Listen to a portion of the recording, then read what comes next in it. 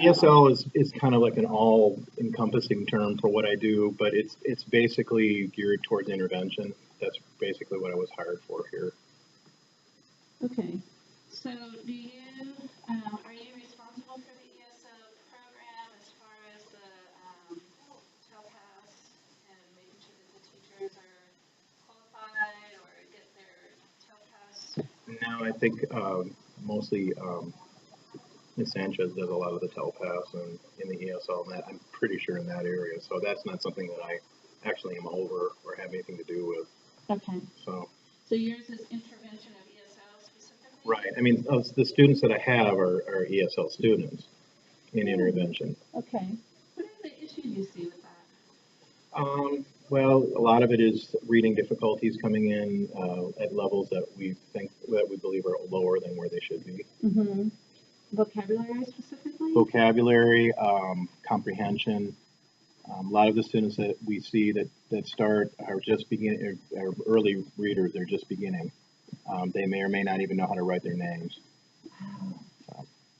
Are you finding students who haven't been in school before? Yes. From other countries or from right areas, I guess, of South America or Honduras or?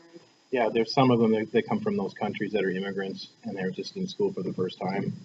But we also get students that I'm pretty sure are from the United States originally, but they're coming to school for the first time. We'll also hear that too. So this is first time in school. So where do you assign them when they first come to school? Can you know what grade to put them in? As far as I know, they do it a lot by age, relative to where they should be as much as they can. Mm-hmm. And hope that that's a good match. Do you? I'm asking questions not even on this. That's okay. I'm so concerned. I'm so interested.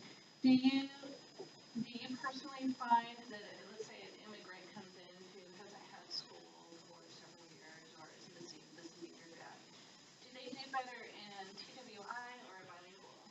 Well, it just depends. Bilingual is the class is more geared towards helping them eventually move towards the English language, whereas the TWI is an immersion where they're learning both languages at the same time. Right. Yeah. And so do they, if they know a little English, do they tend to go to bilingual? I guess that probably is true, that if they know the English, they probably would tend to go to bilingual because it will help them learn the bilingual. Mm-hmm.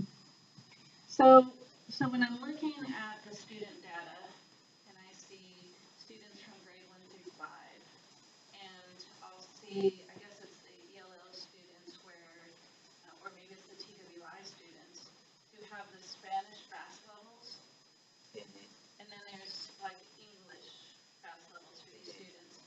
Are these students in the TWI or bilingual? It would be TWI. That's where I see when I have students that we have to decide what to do as far as intervention for, what's best for them. Okay. Is English the best language for them for intervention, or is it going to be in Spanish? We try to go whichever we think is going to help them the most to get the strongest. To get a foundation. Yeah.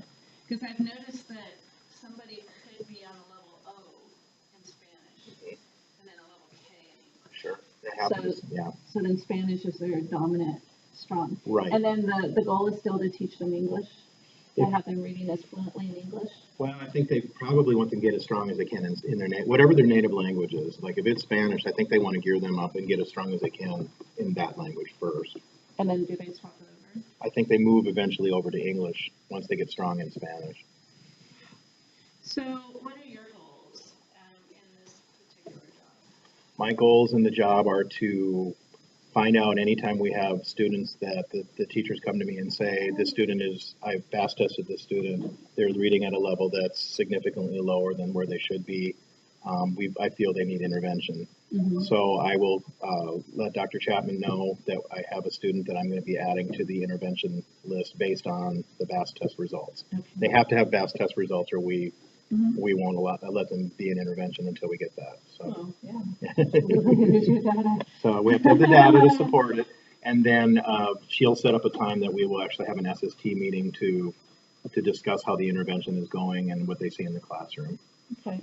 So what are your work-related concerns? My work-related concern? My biggest concern is making sure that the students are moving, that the levels are moving. Well, and that Yeah. was my number one thing when I was looking at I was looking at 2 years worth of data from our school, first grade through fifth grade, and I would see a group of students where they weren't moving for 12 to 16 weeks, and that is like That's too long. cough, cough. What's going on here? And I'm sure that you noticed that too. Right. It's like which students are not moving, why are they moving? Right. And that's where we come to SST. We'll say, okay, it's been 6 or 8 weeks. They're now moving. Is there something else that we need to be doing, maybe beyond RTI, beyond intervention, that can help the student? Then we talk about other testing possibilities. Is there dyslexia? Are there dyslexia concerns? Are there other concerns? Other things. I mean, we really talk a lot about what are you seeing. We depend on the teachers, the intervention teacher, and the classroom teacher to inform us. Ms. Eden or Ms. Parks to the office, So the please. teacher Ms. is Parks, please bring your roster. newer to the reading process, to the literacy process. Doesn't really have a handle of guided reading. What are some strategies that you do to help the teacher? Well, sometimes I'll go into the classroom and just kind of show them some strategies that they can use with the students to help them, the struggling readers. Word attack strategies, ways that they can go back and make the student more responsible for their own accountability, right? I think that's really important in intervention, that you try to get the student to take on the responsibility of the strategies as early as you can. Yeah, and it's one thing putting a Band-Aid on the problem and hiring a bunch of intervention teachers to help fill the gap, but ultimately it's the teacher that sees that gap first. Right. And if you can train the teacher to across the campus, Right. then hopefully you wouldn't need the intervention teachers. But that's, Right. yeah, I mean, it's just a cycle. Well, a lot of times I'll go, well, we determine what are they not using, like are they a visual learner, they're only using visuals, so how can I do meaning and structure and get them, or is it the other way around? So I'll just kind of go in and show them some ways to prompt the kids to kind of gear them more towards building that up. So that's usually what I do. I'll go in and try to help them, give them some strategies. What do you hope from your principal, or what do you need from your principal? Well, I work closely with Dr. Chapman as our instructional coordinator. Do you want me to speak to her, or do you want me to specifically speak to what I want from the principal? I guess what kind of support would you need from your administrative leaders? Just to, I'm trying to think, be aware of what I'm doing, and you know, if I have like I did go to Dr. Marquez once this year and say, I really want to make a classroom switch. What's the easiest way to get this student in this classroom and get because we have to make sure the numbers are even, and so that we can make this switch, I need your help. So he went in and we talked to the teacher and we got it done. And so I think that's for the answer to your question. If I need something real specific like that, that's kind of beyond what I can take care of myself, I want to be able to have the support to have it done to make the RTI process move. Okay. I feel like we should do whatever it takes to be successful. So that's where they need to step in and help me when something that's big like that. Yeah, absolutely. Because you want to know that something's, you're recommending, you're making a recommendation, and that they respect you enough to follow through with that. Right. Then I give them the evidence and I say, here's why I want to do it, and that they would respect it and say, absolutely, I see that, and you know, we need to do what's best. So. Do you know what the performance-based monitoring analysis system report is? No, that's not something. PMAS. That's not something I do. Sorry. Okay, yeah, that's fine. So then, let's talk about RTI a little bit, because that's what you do the other half a day. So what procedures are in place to support at-risk learners? The procedures that are in place are that the teacher, like I said, with the BAS testing, sees that the student is below level. They contact me first to let me know that there's a student that's significantly below level, and recommending that they be part of the SST or part of the RTI leading to SST.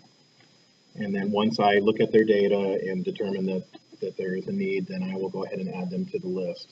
And then I email or let Dr. Chapman know, and she actually puts it into the computer to schedule not only get them into the program that they're a part of the intervention program, but then schedules an SST that we can come in a certain number of weeks to come back and review the progress. Okay. So I'm actually the one that puts them into the program Okay. based on what I see, and then she kind of follows up and we meet together and make recommendations. Okay. Who comprises the school team, the RTI team? It's myself and Dr. Chapman. And then, of course, Dr. Marquez, if there's something that really needs to be, that's beyond what we can do or beyond what we can recommend. Okay. So he's kind of part of it too, in Yeah. some cases. Yeah. And how often do you meet? We meet whenever there's a need. There's no set number of times that we meet. We have some weeks that are very, very busy, very, very booked all week, and then there's some that aren't quite as much. But we usually try to. Oh, I was thinking of it. Let's add this person. You're thinking of somebody? But we try to make it from between 6 and 8 weeks after the intervention No, starts. the people I was thinking about were already meeting. I mean, we're already at the next stage. Okay. They're already being tested. So Okay. We're getting, Well, like I everyone said, else is moving. Okay, So. well, if anything comes up. Oh, no, I know, I do, and I really, if they're not budging in their reading levels, which to me they should be, if you're doing, if it's a lack of spelling knowledge, like for me, I've noticed that my students crash at around the long vowel sounds, which is like second grade. For some reason, it's like, boom, there it is, those long vowel sounds. Mm-hmm. And so I address it in guided reading and word work. And I'm just basically reteaching the vowels. And once they have an understanding of, oh, A said, oh, okay. And then that's the start. And it's always the larger vowels. It's kind of like, it's vowels and short words, but then when you get longer words, it's the vowels chunked in with prefixes and suffixes and suffixes and suffixes. So they don't understand how to read a word with a prefix, the root word, and then 3 suffixes after it. Right. So once I show them how to chunk through these words, they do fine, they do great. And it's usually, there's stages. It's a level M, they stop. Level R, they stop because there's something new that they That's haven't new, seen. the way they, yeah. Yeah, it's Right. like, because M, N, O, they go quickly. Mhm. And then we stop at R, because again, there's Yeah, something else that they haven't seen. And then R, S, T, and then they're fine. Right. So I just learn what it is that they need at that level, and then I'll do a bunch of word work explicitly at the table, and then boom, we're fine. So it's, I've got it systematically. That's good that you know at each level what they're gonna need. Right. Yeah. And sure enough, it's like, oh, you must be at R. We can handle 2-syllable words, and anything after that, we're stuck. I see as I'm actually read with a 4th grader and just to help with some extra stuff. And I know the endings are just so hard to go back to the root word and then to add that ending and kind of see the connection between the root word and the ending. Right. It's hard Right. for So them. we Yeah. did a lot of prefix Yeah. and suffix work and chunking the word. And when I taught the lower grades, it was easy to chunk the first part of the word, chunk the second part of the word. But when the word is 13 letters long, right. it's hard to It's chunk pretty it that chunk, way. hard to chunk, yeah. So then I showed, and we've talked about in the lower grades how to crash through a word. Mhm. But when it's that big, you just have to learn to see the suffixes for what they are. Right. And then it's like, oh, and now it's not a problem. You find it helpful to bring a little meaning in to try to anticipate too. Always meaning. Yeah. When we're reading from a book, it's always meaning first. Right. Okay. We always reach it through the meaning, Right. absolutely. Yeah. But when we're doing word work on itself, you've lost your meaning. Sure. So then they just need to understand the rules of this is all it is. Really, it's not that difficult. Right. So, and sometimes I'll